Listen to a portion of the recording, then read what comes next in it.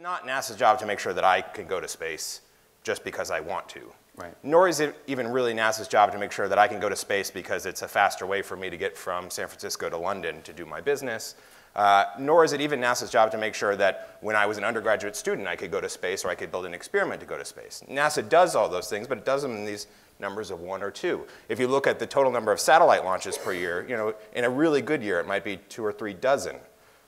That's not the way that you get radical breakthroughs. So I think what Virgin Galactic is trying to do and what some of the other interesting enterprises in space like Elon are doing is trying to lower the quantum unit, the base price for what you can buy to get yourself into space, to get your payload into space if you're a researcher, to get your educational video into space if you're a high school teacher or an elementary school teacher who just wants to get your students excited.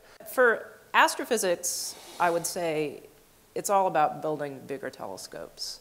And if we could figure out really how to robotically assemble things in space at Lagrange point or, robotically assemble large telescopes, that would be well, we're going to have a robotics person on later, so you can pose that question. But that seems to me doable, right? Yeah, I think it's doable, but it's a lot of technology development, and I don't think people are really thinking that hard about how to do it now. Interesting. But the fact is space has never been looked at from an entrepreneurial perspective. People have looked at it from a scientific perspective, and I believe it is the government's job to go out and explore the big frontiers of science and create the underlying technologies so the private companies can come behind it and really bring it to the masses. And that's what the Virgin Galactic is doing. That's what the Elon Musk is doing. And that's what the Moon Express is doing. It's our job to commercialize and make sure we can capture the human imagination.